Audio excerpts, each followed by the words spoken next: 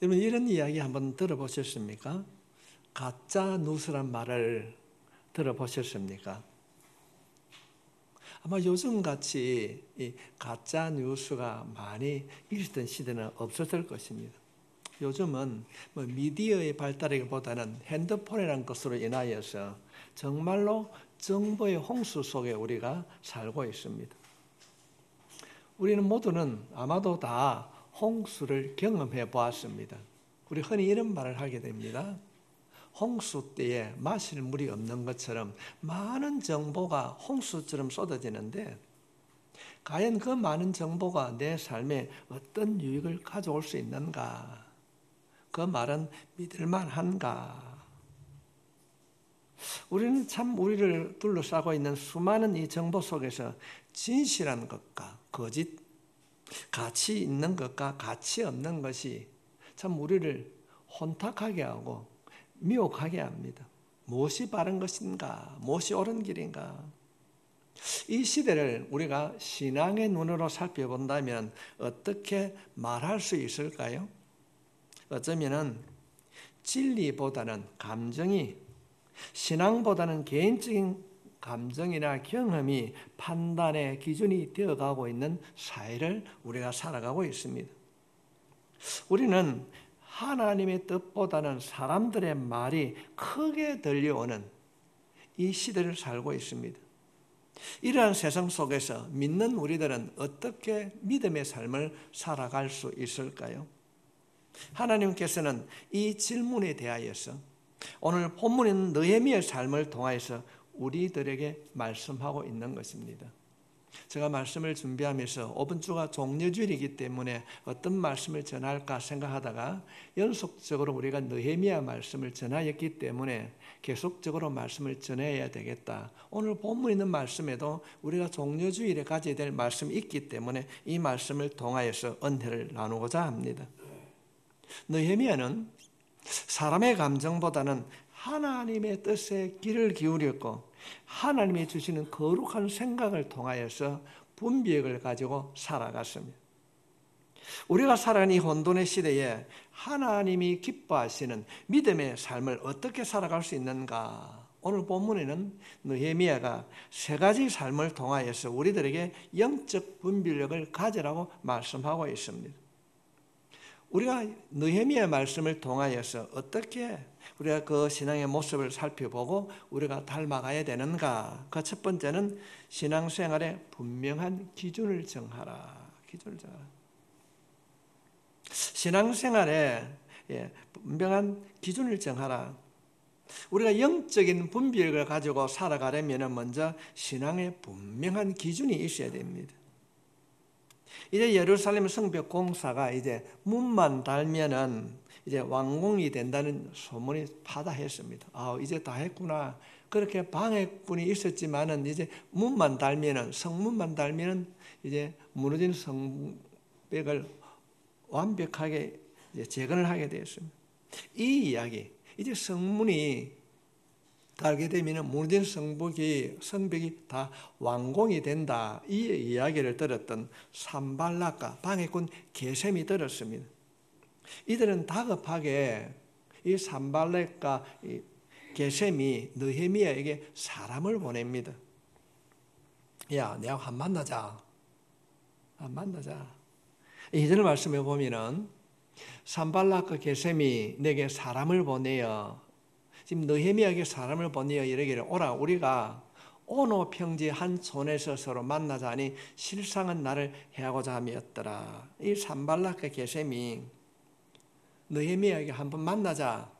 오노 평지, 오노라는 곳에 우리 한번 만나자고 합니다. 오노 평지는 예루살렘에서 북쪽으로 35km 떨어진 곳에 있는 우리나라로 하면 판문점과 같은 그런 곳입니다. 예루살렘과 사마리아 중간에 위치한 마을입니다.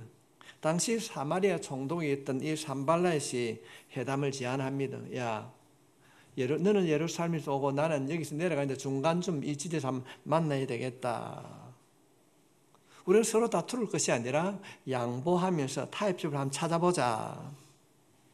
이때 느헤미야는 그 이야기를 듣고 곧바로 응하지 않습니다.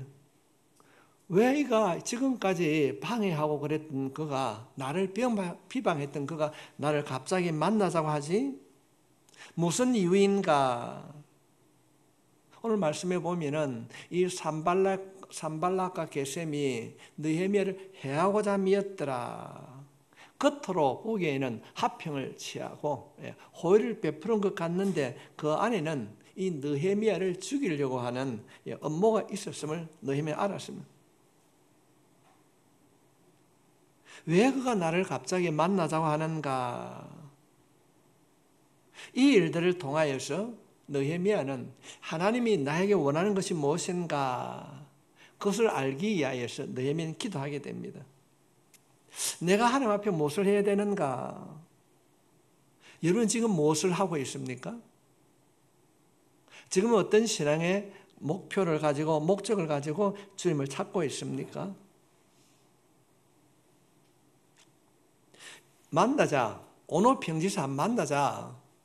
어제까지 비방하고 그렇게 적대시했던 이 산발렛이 만나자고 했을 때 그래 알아도 한 만나자 이렇게 말하는 것이 아니라 느헤미야는 생각해 보았습니다. 물론 기도했습니다. 왜 그가 나를 갑자기 만나자고 하는가?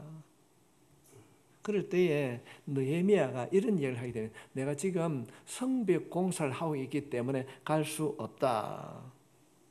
성벽을 재건하는 일은 내가 생각하는 것이 아니고 하나님께서 나에게 맡겨준 일이기 때문에 이 일을 멈추거나 중단하고 너에게 내려갈 수가 없다. 그렇게 갈 수 없다고 말을 했을 때에 이 대적들은 알았다고 포기를 하는 것이 아니라 계속해서 만나자 말합니다. 4절 말씀에 보면은 그들이 4절을 보니 이르기를 내가 이제 내려갈 수 없다고 했을 때에 네 번이나 이야기를 하게 됩니다. 네 번이나 이같이 내게 사람을 보내어 나는 꼭 같이 대답하였더니 한두 번도 아니고 네 번이나 한 만나자. 뭐 그렇게 할 거 있나? 한 만나자. 계속 그렇게 얘기하는 거예요. 아마도 유다 백성들도 이 이야기를 들었을 것입니다. 왜 느헤미야가 가지 않지? 왜 만나지 않지? 아마도 이들 중에는 적당하게 그냥 좋은 것이지 그냥 타협하고 하면 되지 잘 지내면 될 것을 이렇게 반대하는 사람도 있었을 것입니다. 느헤미야의 결정을 동의하는 사람도 있었는가 하면은 동의하지 못하는 사람들도 있었을 것입니다.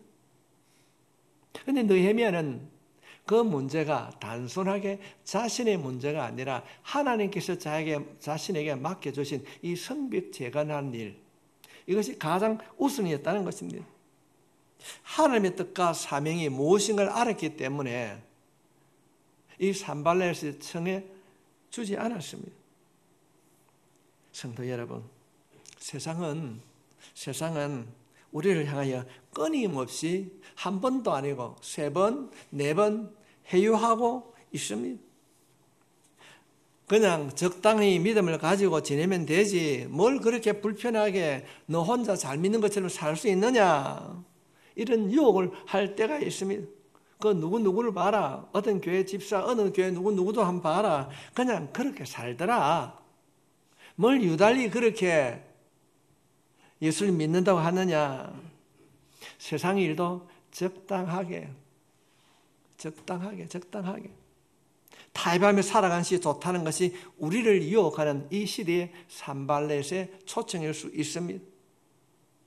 끊임없이 우리를 유혹하는 해유들이 많이 들려오고 있습니다. 이런 말들로 인하여서 여러분의 마음과 믿음이 흔들리지 않기를 바랍니다. 끊임없이 우리를 유혹합니다. 5번 한 주만 빠지면 안 되겠나? 우리가 신앙생활을 하면서 분명한 기준을 가지고 살아가야 됩니다. 우리가 마지막 그때 주님 앞에 섰을 때에 내가 너를 알지 못한다고 했을 때 우리가 어떤 대답을 할 수 있겠습니까? 성경은 이를 갈며 슬피 울 것이라 말하고 있습니다. 어떤 상황과 분위기에 적당히 맞추고 상황에 따라 우리의 믿음의 생활에 바뀌게 되면은 신앙의 경계선이 무너지는 거예요. 신앙의 경계성이 영적 경계성이 무너지게 되면은 기도 응답 문이 닫히는 겁니다. 우리는 적당이라는 이 신앙의 굴레를 벗어나기 위해서 어떻게 해야 합니까? 느헤미야처럼 소문에 흔들리지 말고 말씀을 붙잡아야 될 줄 믿습니다. 하나님의 뜻이 무엇인가? 나를 보내신 그 가정, 내가 다닌 그 일터, 교회 공동체 안에서 하나님께서 나에게 맡겨주신 사명이 무엇인지 다시 한번 자신을 돌아보고 그 사명을 붙들어야 될 줄 믿습니다. 여러분, 우리 양건사의 대표 기도를 들으시면서 어떤 마음을 가졌습니까? 하나님, 다시 한번 힘을 달라고 이 기도가 이루어질 수 있길 바랍니다. 우리가 사명을 붙드는 거예요. 우리가 다시 한번 사명을 붙들고 나아가기 위하여서 우리가 멈추지 않고 가야 할 그 길에 우리가 무엇을 붙들어야 하는가? 우리가 그 길을 걸어가기 위하여서는 우리에게 분명한 신앙의 기준이 있어야 됩니다. 신앙의 기준. 뭐 말만 하면 말씀 중심, 하나님 중심, 교회 중심 하는데 말씀 중심 하는데도 말씀을 읽지 않습니다. 붙들지 않는 것이 오늘날 교인들의 모습 아닙니까? 내 삶에 하나님이 중심이 되어서 우선적으로 무엇을 해야 되는가? 오늘 말씀을 듣는 여러분들은 분명하게 영적 분별력을 가질 수 있기를 주님의 이름으로 축복합니다. 느헤미야처럼 우리의 마음을 적당하게 이 적당이라고 하는 우리의 마음을 훔쳐가는 이 세상의 소리를 차단하고 믿음의 삶을 살아갈 수 있어야 될 줄 믿습니다. 아니야, 다 아니라 할지라도 나는 말씀 중심으로, 나는 교회 중심으로, 나는 그렇게 살아가야 된다고 하는 이 결단이 우리의 삶 속에 일어나야 될 줄 믿습니다. 오늘 예배를 드린 우리 모두에게 하나님께서 영적 분별력을 더해 주셔서 우리의 신앙생활에 분명한 기준을 가지고 믿음으로 날마다 승리하는 믿음의 삶이 되시길 주님의 이름으로 다시 한번 축복합니다. 두 번째, 우리가 이 혼돈의 시대에 어떻게 영적 분별을 가질 수 있는가? 거짓을 진실과 담대함으로 반응하라. 이기라는 겁니다. 거짓된 상황에 대해서 진실과 담대함으로 반응하는 것입니다.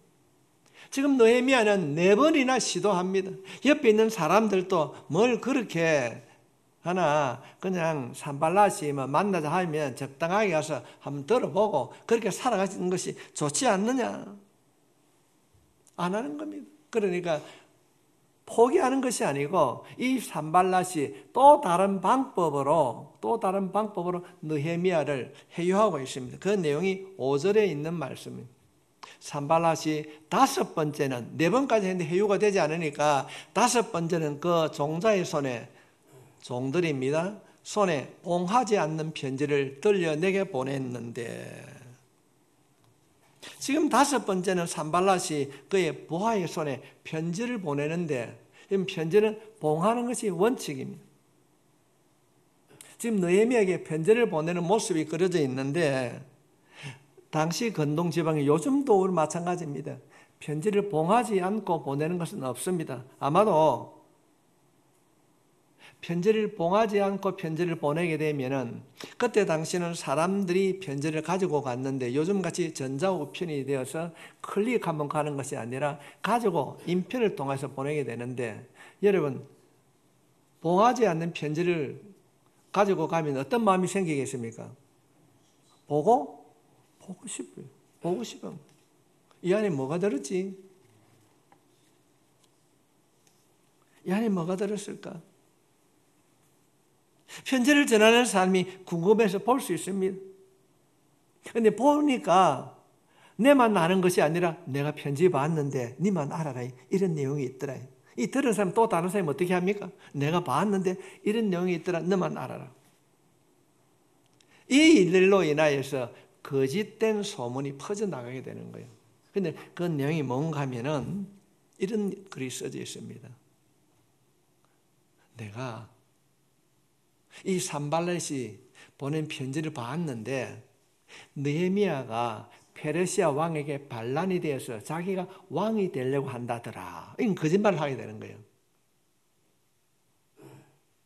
여러분 그 이야기를 들었을 때 다른 사람이 안전하고 싶었겠습니까? 지금 선지자가 자신이 제사장이고 왕이 되려고 한다. 이런 이야기를 거짓말을 퍼뜨리게 됩니다. 그러니까 이 느헤미야가 아니 이 소문이 지금 페르시아 왕에게 들어갈 수 있다. 그러면 어떻게 되겠습니까? 지금 이 산발랏이 요구하는 것은 무엇입니까? 내가 이런 거짓말을 퍼뜨리면 이 소문이 페르시아 왕의 귀에도 들어갈 수 있으니까 그냥 한 만나달라. 전혀 사실과 다른 소문을 자신의 유익을 얻으려고 거짓말을 막 퍼뜨리고 있었습니다. 산발랏의 얼마나 강간 방법입니까? 우리들도 이런 소문에 넘어갈 수 있습니다. 누가 뭐라 하더라. 누가 어떻하더라. 거짓 정보를 제공하고 소문을 낼 수 있습니다. 우리 흔히 이런 말 많이 하지 않습니까? 누가 어떻게 카더라, 어떻하더라. 우리 사회에는 정말로 거짓된 소문이 많이 있습니다. 여러분 핸드폰에 얼마나 많이 숏 들어가는 거짓 뉴스가 많이 있습니까? 어쩌면 이 거짓 소문이라고 하는 것이 산불처럼 던지면 금방 퍼져나가는 것입니다. 처음에는 가볍게 던진 말이 큰 화를 불러일으킬 때에 진작 사건이 터지고 난 이후에 당신 왜 그렇게 말을 했습니까? 라고 하면 어떻게 말합니까? 나는 이렇게 일이 될 줄 몰랐다. 결과를 책임지지 않습니다. 우리가 속한 가정과 일터, 교회 안에도 공동체를 불안하게 하고 상처를 주고 혼란 속으로 몰아넣게 됩니다. 왜 그랬는데? 하니까 나는 그렇게 말한 적이 없다. 이건 현실적인 문제 아닙니까? 우리 사회가 지금 그렇지 않습니까? 우리 신앙의 선배들은 우리들에게 그리스도인의 예수 믿는 사람들의 언어 생활에 대하여서 이렇게 하라고 권면하고 있습니다. 누군가에게 그 말을 듣게 되면은 그 말을 다른 사람에게 전하기 전에 스스로에게 질문해 보라는 겁니다. 이 말이 진실인가? 이 말이 진실.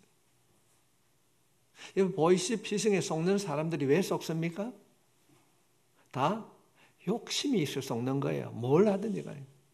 뭐 어떻게 해준다. 신용카드가 발급이 되었습니다.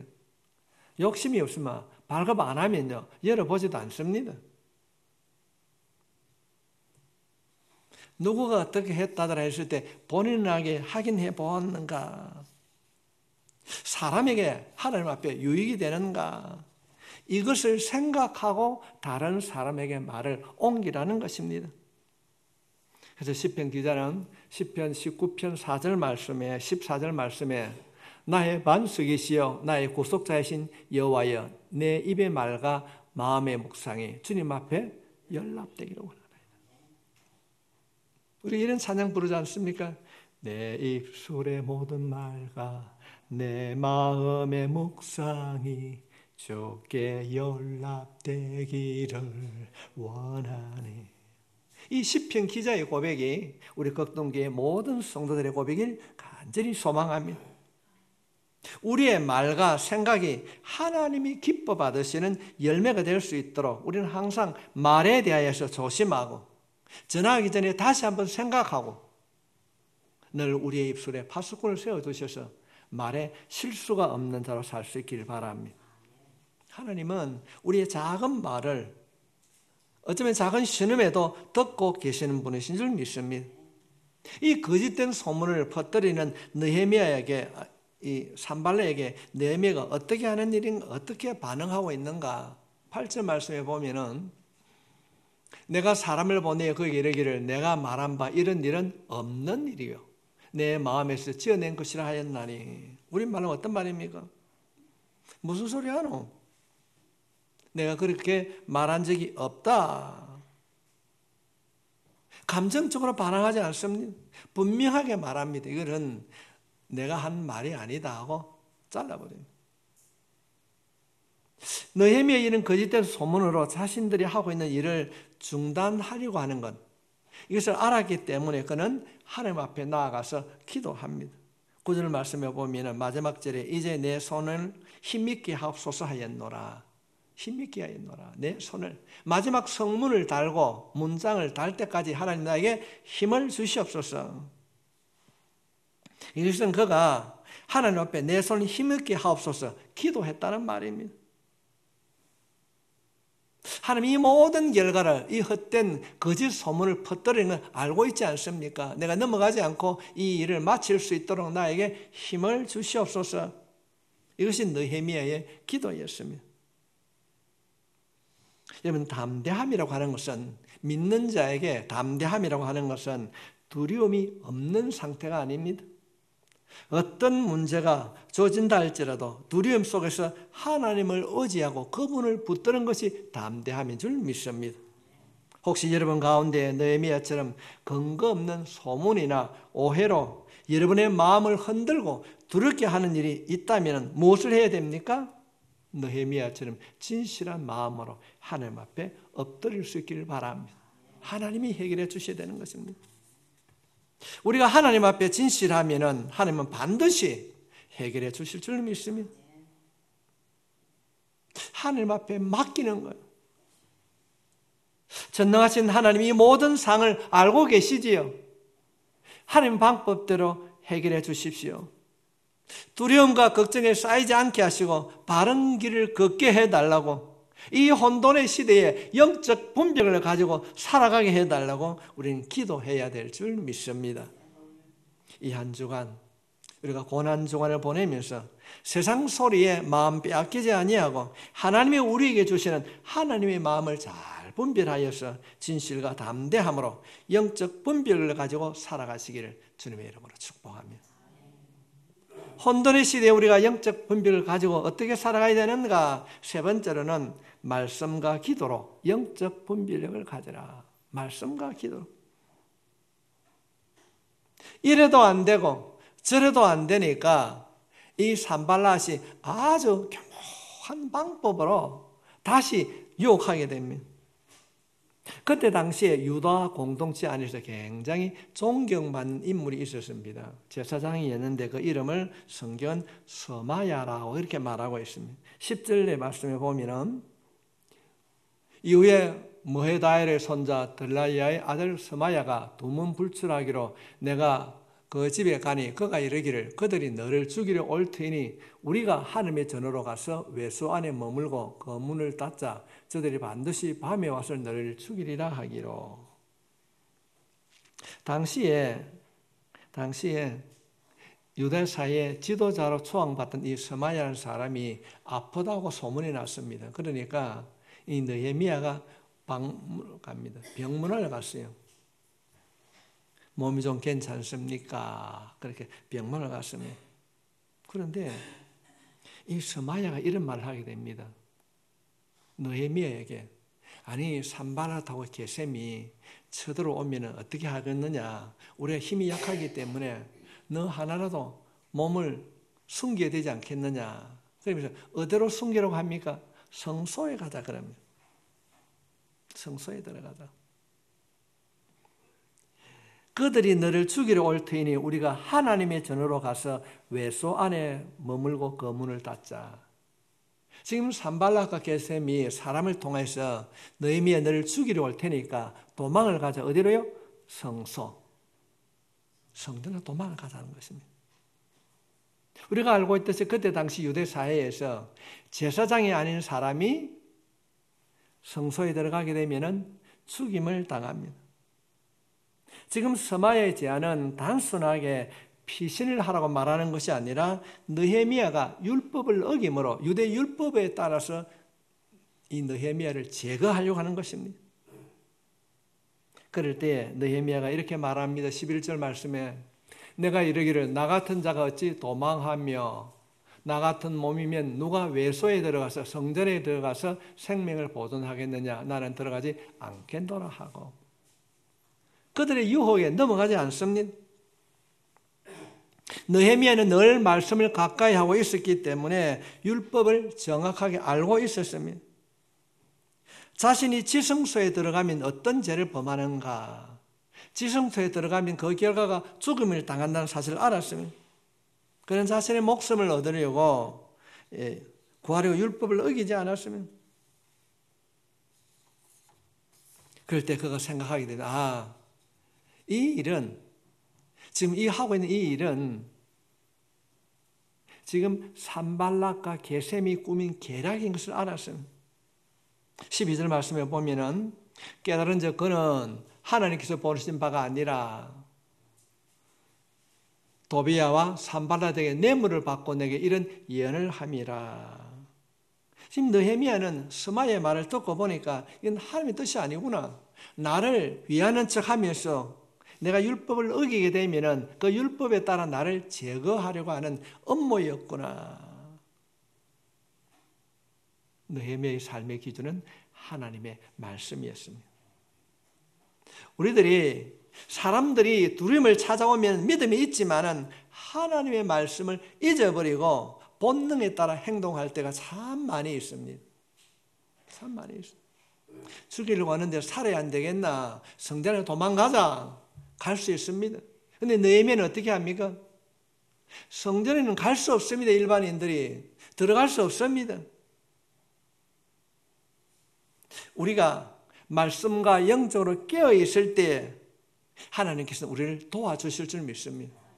쳐들어와 유혹하는데 살아야 되지 않겠느냐, 도망가자 하면요, 깨어있지 아니하면 그 말에 현혹되어 우리들도 그 말에 따라 행동할 수 있습니다. 그래서 우리는 날마다 말씀과 기도의 끈을 놓지 말아야 됩니다. 말씀과 기도가 생활화되어질 때에 우리의 영적으로 깨어있게 될 줄 믿습니다. 여러분의 믿음이 살아있는 믿음이 될 수 있길 바랍니다.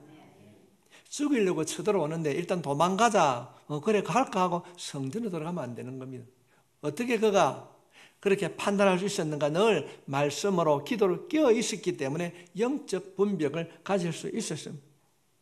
우리들도 말씀과 기도가 생활화되어질 때 영적으로 살아나고 영적으로 분별력을 가지게 될 줄 믿습니다. 영적으로 깨어 있어야만이 하나님의 음성을 들을 수 있습니다. 삶의 분별을 가질 수 있습니다. 베드로에게 예수님께서 마지막으로 말씀하십니다.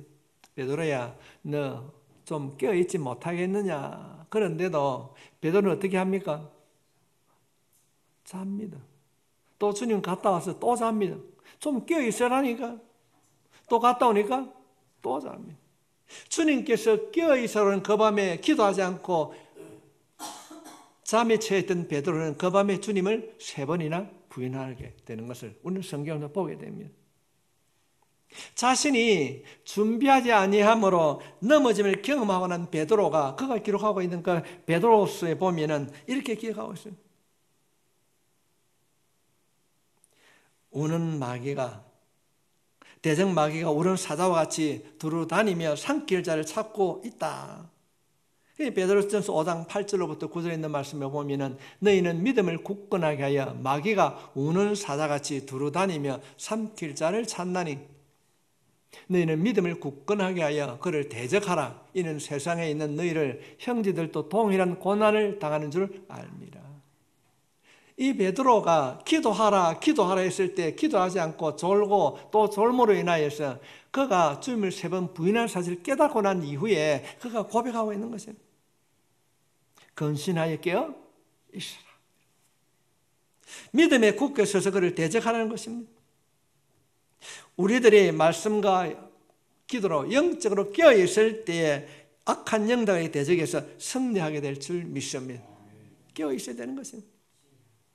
사랑하는 성도 여러분, 우리 안에는, 내 안에는 성령님이 내주하고 있는 줄 믿습니다. 우리는 그래서 철저하게 이 성령님을 의지하고 살아가야 되는 것입니다.